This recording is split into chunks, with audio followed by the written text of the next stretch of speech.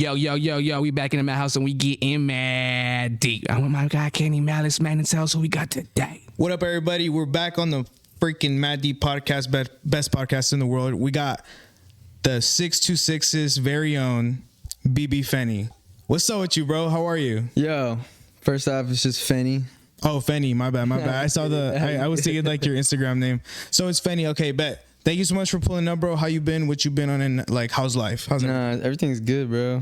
Really good. I couldn't be happier right now. Awesome. I'm pretty blessed. Yeah. Perfect. So for the people that don't know who you are, can you kind of give a little backstory? Yeah, I'm an artist. Started making music around 15 in high school. So was rapping at first, but I've been growing up a lot and artistically just been growing. So I'm singing now. Absolutely. There's this whole transition that's going on right now, and I'm writing my story still. So you want me to tell my story? I'm still writing it. Well, that's the interesting part because the way I found you was when you were first making music, and the song that blew you up was Dumb Enough. Right. When I found that song, I was like, bro, who is this? And then I found out you were from the 626, and then I was like, damn, I need to check them out. And then now your music has taken more of like a melodic turn, and I just want to know, like, how did that, like, why did you do that, and how did that kind of work out for you? I mean, I feel like ever since I was from the beginning when I started making music, like, it wasn't even good at first, right? So I wasn't good at making music. But I just kept doing it because I love making music. Right. And I was singing and I was making auto-tune music and just doing everything I wanted. I was making sad songs, happy songs, and then started rapping. I've always been just making whatever I want. So when I dropped this rap song in high school, I was going through this like rap phase, listening to Shoreline Mafia, listening to Blueface. A lot of people were. I was saying the N-word in like every sentence of like just me talking in real life, not even like as well as in the song. Right. I was just like thinking I was like really like just 16-year-old, just reckless, just like just having fun, just making music. So I put the song out and a lot of people liked it. Mm-hmm. It always was getting plays since I dropped it, like at least like 1,000 a day. It blew up, bro. It was like it's the hook, bro. The hook so it was always getting like played, but and the song we're talking about is Dumb Enough. Right? Yeah, Dumb Enough. That song when crazy. TikTok came around, it really like just magnified that whole like attraction that it had, and then just started going up even more. Yeah, I definitely relate to the whole sentiment of you listening, because I was in high school. I was like, it was my last years of high school when Shoreline Mafia came around. Yeah. And I remember like, I was like, damn, this whole wave is crazy, because people were listening to like Frosty the Snowman, like that whole LA wave. That's when, that's kind of like what I imagine, like what I was listening to in high school and stuff like that. Same. What did that kind of do for you? Did you become like more known around like the area because of that song? Like, how did that affect you when you were still like in school? Because you were blowing up. Yeah, in school, like most of the people knew of the song. That's kind of why. I feel like when you're in high school, bro, kids that are making music right now in high school, take advantage, because facts. It's so easy to just spread the word about your song that just dropped. You're telling like your friend that's telling the next friend that's telling the next friend. You guys are all seeing each other at school. Like, you can walk through the halls and just tell people your song just dropped, and just that's what I used to do. Like, I would just be so outgoing and just like tell everybody. Yeah. And right now it's like more just like online, unless you're like outside. So you think you contributed a lot because you feel like you told a lot more people than, because I knew a lot of people in high school making music, right? And then they would drop a song, post it on their IG once, and then never post it again. So what did you do to get it more out there? I didn't really do anything else. I just posted on my IG and that was it. There wasn't even TikTok at the time. I wasn't making TikTok. I made like Trillers, posted it on my IG. I didn't really do anything different though. That's kind of why like. Did you post it to any like promotion pages or anything? Nah, I didn't pay for anything. Like, if anything, like at the time, I think it was New West Coast TV that was kind of fucking with me, and then they wanted to post that on their own. I think I paid them like once for like something else, but they posted it on their own when it was going on. I seen it hit like 2 mil already, right? Yeah, it's at like 10. Oh, it's at like 10 million. Okay, I don't gotcha. even know. Like, I think last time you posted it, I saw it was 2 million. I didn't even check recently. So 10 million. Wow. well, that's a like lot of- all platforms, yeah. on all platforms. Okay, yeah. fire. I think you had posted like a Spotify, your Spotify plays, and I was like, damn. Yeah, the crazy. Spotify's, yeah, like 10, 11. Okay, so now that you're, I guess, out of that phase, what made you want to start singing, and like, why did you go this direction? Oh, I mean, I just felt like so when I dropped in and it was going up and then everything, I was still making music, right? And I was still growing as an artist, and I was still being very experimental, regardless of like what I knew the audience that was like following me for wanted, you know what I'm saying? Like, I wasn't really thinking about that. I was kind of just thinking about me and just like what I wanted to make. Because I don't know, I kind of just feel like that's just how it is for me. I don't know. I don't really make music for. I do make it for everybody else to relate to it, obviously, and like, but it's really for me as well. Like, I think it's hard for some people to understand that, like, especially when you're an artist, dude. You have to kind of like see how, because you can make a bunch of different stuff, and then you can make something you don't like, and then everyone else loves it, and it blows you up, and it's like, well, I don't want to do that. Like, I want to do something else. Yeah, and just the fact that that was always what people were like asking me about, instead of like something else that I made, or like, and I was just like, kind of just like, I started to hate that song because of it. Like, I was just like, my other music's not getting the attention because of this song, or maybe my music is getting attention because this song. So Do you feel like that song kind of overshadowed like your new work? for sure, and it still kind of is, because that's just like on the front of my Apple Music, or like the front of my SoundCloud, Because it's like the top. Yeah, the top played still. So I'm like, that's why I'm just like, I'm really just like forcing it. Like, I don't give a fuck. I'm making my own my new sound, and I'm just like progressing with it and doing the same shit. You know, the people are gonna catch on. Right. The numbers to me never mattered, but money does matter now. So That's good. Did you do it through DistroKid? always. Yeah. Always, yeah. It's I love DistroKid. That's a good It's thing. like the best platform. I've never really met anybody that used TuneCore or United Masters. I haven't really met anybody. Everyone I meet uses DistroKid. Yeah, to for release sure. your music. It's really fire. But now you're more like you're signed, right? Signed? Yeah. Well, not to a major label anymore. No, I'm not. How was that? So Tell me Tell me hold on. about that. That's crazy. Let me keep telling you my story. Go ahead. Yeah. My bad. So during when the TikTok went up, I was getting reached out to from like multiple labels, and then we went with Atlantic, and then it was between Island and Atlantic, and they're just offering me the best deal possible, and I was just like, Atlantic. And I didn't really know what I was getting myself into. And Atlantic, I'm not trying to really talk shit on any label or get into no crazy detail about anyone yet. So Yeah. But the label definitely does not care. A major label does not care about developing artists. That's what I'll tell you right now. That's something that I kind of started to notice a little bit sometimes. And I wonder, like, how did that, when you made that realization in your head, like, how did you deal with that?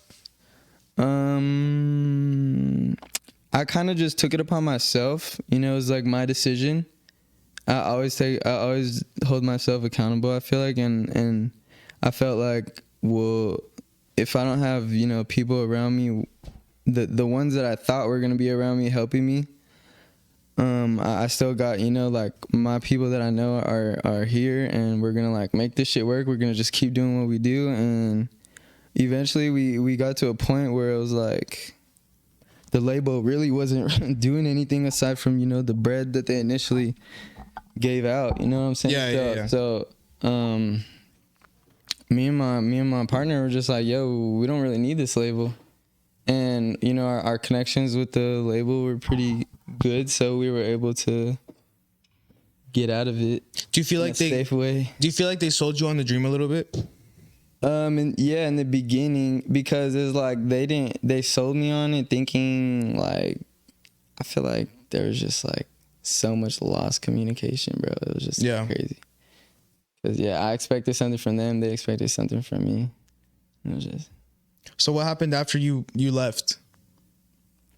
I left, and now it's just me and my boy Kyle, Campground Records. Shout out to Campground Records. Yeah. Shout out to Kyle behind the camera. We're gonna make this shit happen, bro. We're gonna attack my music, my new sound, the same way that we attacked Dumb Enough. You know, just using TikTok, using everything that we know. So pretty soon, going up. How'd you meet Kyle?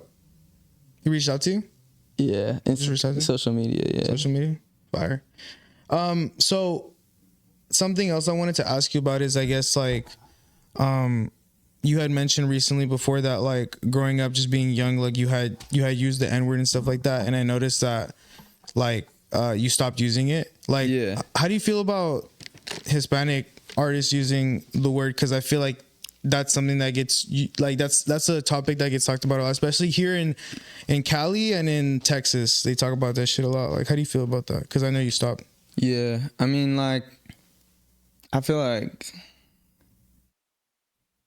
it's super, like, controversial. I feel like to each is their own right now, and like, if you want to say it, that's totally like you probably grew up around people and in the environment, and you just picked up on it, and it's just like natural, and it's totally understandable from my point of view. But from someone in, I don't know, one of those like middle states, you know, and they're just like middle states. I know like, what you mean. I don't know, like they be thinking it's so racist, and like I always tell people, like, and I'm just like, I always tell people, like, if you want to advance, just don't, like, and then and the music wise, like, for sure puts you in being Hispanic, and then using that slightly like puts you in a bubble in a way, because there's only a certain amount of people that are gonna like that, and I feel like you're just more like just cleaner and just like more universal. I feel like you're doing a lot more, you can help yourself a lot more by just staying away, right? Just being just not just being clean of that. So what are some things that have changed about your life ever since you started making music? Because you're living a lot of kids' dreams, bro. You're a rapper, you're out here, you're doing it. What, like, how did your life change after you I guess, you know, started doing this whole music thing? It wasn't really, my life didn't really change when I started doing the music necessarily. It was just like, my life has just been pretty the same since I'd done the music, but like since I got the money, you know, money changes your life a little bit. So right. Upgraded the lifestyle a little bit, but, you know, put some better clothes on, drive a better car. Mm-hmm. But I see the clothes. I see you've been dripping lately. I know you're friends with Jared. I know you know Jared, right? Jared, he's Jared Murrows. Shout out to Jared. Yeah. How do you guys, like, are you planning to do anything, like, are you guys planning to work together, anything like that in any type of way? Because I think he's about to start making some music. I don't know if he. Oh, Jared? Yeah. He told me he's gonna start making music. I told him I like making music. So let's fucking make music. Have you ever dabbled into getting to know the recording process, like, yourself a little bit more, or no? That's how I basically started. Just to be more efficient. Oh, so you actually started recording yourself? So your Dumb Enough was made in my room. Hard. On my laptop. Whose beat was that? DJ Trey. I found it on YouTube at the time. Yeah, but yeah, I always knew how to record myself in my room, just self-taught. Would you use, like, Logic or FL? Yeah, I used Logic in the beginning, but now I use Pro Tools. Fire. Same. I made the switch. So you know how to engineer, right? Yeah. It's pretty cool, huh? It's fire. I think, like, being able to record yourself makes you just like 10 times more efficient. I mean, you could just like like, if you have an idea, you don't have to wait on anybody. You just do it yourself. You're more like enabled. You're capable of fucking doing shit yourself. Bro. Yeah. You don't have to depend on anybody. Are you doing anything else other than the music right now? I'm planning. I'm getting into my fashion more, so I'm creating this clothing line. Oh, okay, sick. Yeah, it's gonna be called No Niche. Oh, okay. Yeah. Fire. Yeah, No niche. Yeah, cause like I don't know. I feel like I'm always like I don't really have like one niche. Okay. So That's pretty cool. That's pretty broad. That's pretty broad, like a broad. yeah, and it's like one word. So like no niche made into one word. Like, Are you planning to make sew your own pieces or yeah, I'm gonna have like like limited hard seasonal drops, and they're gonna be pretty creative, pretty artsy, and then I could also like collab it with like some type of Feni merch, and then like once the clothing line's like pretty established, do something like that. But aside from that clothing line, I'm also gonna have like Feni merch, along the line, right down the road. Okay, fire. But and then yeah, I'm also like getting into real estate. Oh, that's good. Yeah, my parents are into that. Oh, you're in the right path then. You're in the right path, yeah. Yeah. You're looking to buy property like in California or out of state? Yeah. I mean, they've already like. I haven't like thought about. I'm not gonna buy like any rental property yet, but I've been doing like flips on the side. Oh, that's good. Yeah. That's fire. So. How important do you think is it to have a separate hustle? I think it's from being a rapper super too. important. Yeah. Because even like I think it's just important in general. Like even if you're not in the music industry, like it's just good to have multiple streams of income, like regardless. But being in the music industry, you for sure need like other streams of income. I feel like a lot of people have this misconception where like they'll like if you get signed to a label, they'll just take care of everything financially, but like you don't see like the hidden costs and all that different stuff. So it's like good to have your own money to be able to be like, okay, I don't need this. Like I could just make my own money. Yeah, definitely. So what do you have planned for the future, bro? Just progressing my sound, just dropping more music and just looking forward to better days. I don't know. Oh, well, I know you play video games. You ever play with your fans? I have. They joined my Discord and shit. Oh, you have a Discord? Yeah. You wanna promote the Discord? I'm pretty called. It's just called like Feni. That'd be cool if it was called Feni World. Yeah. This is great. I could change it. I could make a channel in there called Feni World or some shit. Yeah, it'd be lit. Do you ever like stream making music to your fans? I know a lot of people do that. I have before, but I don't do it like consistently. I probably should. That'd be cool. I would like to see that. Like, I was trying to figure out how to like, cause I've been seeing like artists on TikTok. They have their Pro Tools literally like connected to the live, and you can hear like their voice and with the whole compression and the preset. yeah, like, I've seen that before. And then they're like literally singing, and you can hear that shit nice. It's like, how do you set that up? 'Cause that's a good stream. I think it's like an adapter that you have to buy. Oh my! To go from like your PCs to your. I feel like that's a good idea. I feel like that's the new way, bro. I feel like people nowadays are gonna want to watch artists like stream how they make their music, and then they're gonna listen to it like the final product and stuff like that. Yeah. People just be bored at home. They want to watch shit. Since we were speaking about fans, has there been any like crazy fan interactions? You ever got recognized out in public and they were tweaking on you or some shit? Like, nah, not really tweaking. But they're just geeked to see you and shit. I try to like not draw that audience. That's why I kind of stopped making dumb enough music. Oh, I'm just kidding. Yeah. But nah, like every interaction that I've had with like all my fans is pretty cool, pretty lovely. They just like me. What does a Feni fan look like? Anyone. Yeah? Yeah. And you see all different types of... I really do. I see young kids. I see old grandmas. I see moms. I see teens. I see... Everybody. Yeah. Like everybody. Where do you get recognized the most? Where? Yeah. Probably in my city. Probably, yeah. Yeah, probably, yeah, right, yeah. Do you have anything to say about like the new, like, so I feel like when you first started making music, like you said, it was before TikTok. So I feel like people consume music so fast now.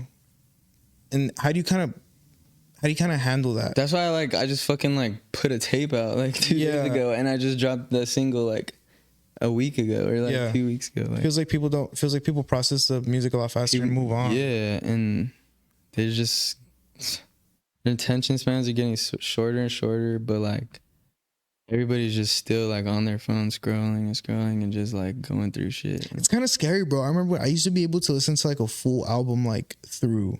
Like if an album dropped, like I remember when I don't know if you listened to The Life of Pablo when it dropped, the Kanye album in like 2016, I think. I didn't listen to it when it dropped, but I listened to it like nowadays. But you listen to it, right? Yeah. I feel like nowadays it's so hard to do that. It's so hard to find like a album that you can just sit through and like listen through that is like concept stuff. Everything I feel like nowadays just kind of feels like a bunch of songs slapped together. Yeah. Like most artists, that's kind of what they're just trying to get a bunch of vibes together. Yeah.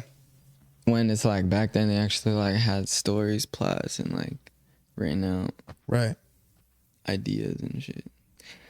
It's kind of just getting super saturated. I feel like. Who do you like from the SGV? You know any artists? My boy Yo Flynn. Oh, Yo Flynn. Shout out to Yo Flynn, bro. He's cool. He's doing this. Yeah. I've seen it, yeah. Nah, he's hard. My other guy, Prodigy. He's hard. Shout out to Prodigy. He hasn't got too much out, but I know these guys are talented artists. Who else? I just got put on to Chili from Pasadena. Oh, Chili. He's hard. Chili for sure. Yeah, he's fire. That's him. Chili. All the I don't really know what SGV consists of, to be honest. I just know that my city's in there. Yeah. Well, I guess you'd be like from like Pasadena to like Covina. Pomona's like, I think Pomona's like about to be Inland Empire. Oh, okay. Yeah, then you got like Rolling Heights all the way to like Monrovia. Shit, from there, yeah, I don't really know too many people. There's not too many people doing it. That's why I'm saying you're like one of the biggest doing it out here. I'm yeah. Have you ever heard of Mr. Capone? Who? Mr. Capone. He's like the biggest thing I feel like right now out of SGV that people know like the SGV for. So he's like a Chicano rapper. But I'm saying like the new stuff. He's the like, CEO of the SGV. Yeah. He just makes like Chicano music, but yeah. Like the new wave. What happened? When his voice came in, he scared me. Oh, exactly. Like, yeah. Faded. But like the new wave though, like you're the one that's really out here doing this. So shout out to you. Yeah, and like I mean like not even like I don't know, like cause like really out here doing it, like what does that consist of to you? I just feel like you have a lot of motion. I don't know. Like I feel like you're really like it looks like you're doing good. Yeah, it does look like that. I am doing good. Yeah, absolutely. Yeah. I just need these people to listen to my music. What's up with that? What do you have coming up?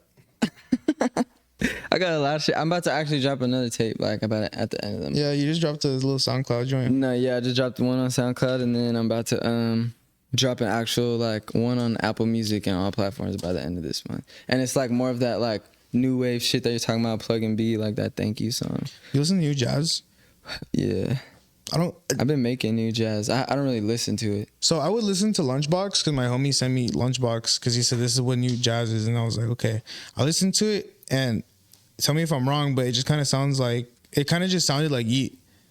Like what sets the new jazz stuff apart from like the rage music? Cause like new jazz has more like funkier sounds. And really? More like synths that are like funkier and like more. They also have like jazzy like flutes or like little like softer synths and then like slower hi-hats. They're like more like instead of like. They probably have it's probably, you know why they have those hi-hats? Probably because it's from New York. And that's like some New York shit. Or like that's some East Coast like shit. Skipping. That whole thing is like an East Coast rhythm that I've noticed. Because they have it in Jersey Club. Which I don't know if you've messed with it. I got Jersey Club, they make it in drill music with the hi-hats. And then it's just all over the East Coast. So but like,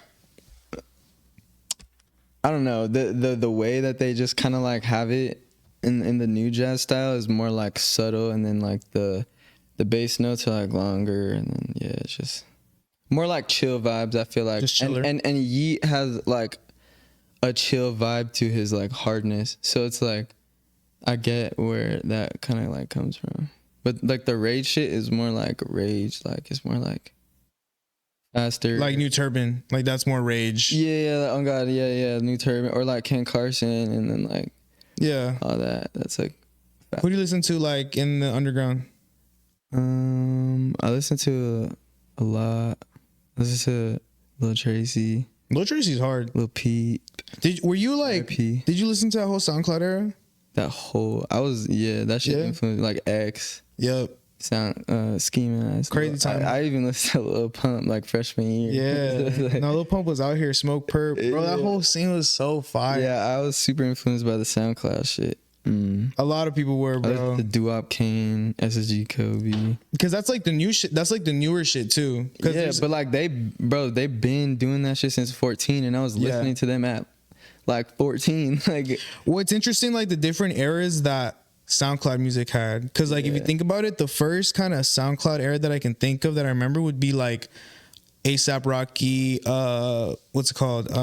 Space Ghost Perp, and then you have like Chris Travis. Bones, right? 2014, 15, and then 16 is when it blew up. That's when you had X, Lil Peep, all that shit flourished into like a whole bunch of different genres. Right. And I feel like that's why 2016 was such a pivotal moment in music, because that's kind of like when like our generation, like that we were, because we're relatively like the same age. Like that's when that's what we consider like the best era of music, I feel like, personally. Yeah, like definitely for me too. Like I think it was me being like 16 at the time. I was just like so like influenced by it, and they were super influential. Do you listen to any music obviously like you'll hear a song here and there, but do you listen to any music like before the year of 2008? Yeah. Like a lot? I love early 2000s R&B and like all that early hip hop, like Lil Wayne, Drake, YMC, like early Nicki Minaj. More like 90s. Like not really. Can you listen to 90s? Like, do you enjoy it? Because I honestly, when I put it on, bro, I can't. I don't get it. Nah, I don't. I just it doesn't. I don't really listen to like 90s music, like 90s hip hop. Yeah. Nah. Yeah. Really, oh no, I can't. My own time. Yeah. I like 2000s hip hop though. It's pretty cool. I like Ludacris. Yeah. Ludacris is dope. Kanye came out. You like Kanye? Kanye West? Yeah. I think he's a goat. No, he's fire. He's really out here. Yeah. Yeah, he's like amazing. He's like inspiring. Like, yeah. Like super inspiring. Would you ever do like any public speaking? Tell people your story and be like, hey, this is what you can do to be like me? Yeah. I feel like I could, but I would do it once I was like, like at another level. Like, yeah, I wouldn't do it right now. I don't feel like I'm still growing. I'm still going up. You know what I mean? Yeah. I'm not where I want to be at yet. Yeah, absolutely. I'm good right now, but I'm not. I want more. You know what I'm saying? Like I'm still going up. Have you been on tour? On tour? Nah. Yeah. That would be crazy, huh? If you went on tour, country tour. I mean, when I go on tour, it's gonna be crazy. Right. Yeah. Where do you want to go? What cities have you traveled to for the music? Went to like Arizona. What'd you do there? Texas. I just shot a music video. Yeah. I just shoot music. Just Texas and Arizona? Yeah, so far. You've been outside the country? Yeah. But you were just telling me not for music, yeah. I just go for vacay. Or just vacation? Yeah, but the tour is coming. The global tours. Why? The worldwide tour. The worldwide tour. Where do you want to go to? Our Japan's cool. I want to go to like everywhere, bro. Like I don't really have like. I want to go to Japan, like China, Russia, Germany, France.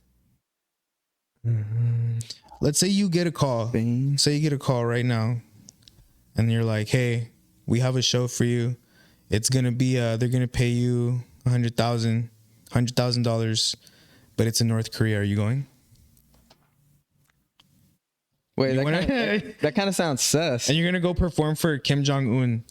Are you taking the 100 bands to go perform for? Is Kim it Jong-un? legit or is this a scam? It's legit. It's legit. It's legit. But like, if you fuck up in any way, if you offend Kim Jong Un, like it's over. Would you take the? Would you risk it? I'm risk it for the biscuit? Yeah, I'm gonna risk it. That'd be lit. They would love me. Do you have anything else that you wanna promote? Anything else you wanna let the people know about? In particular, that you've been dying to tell people?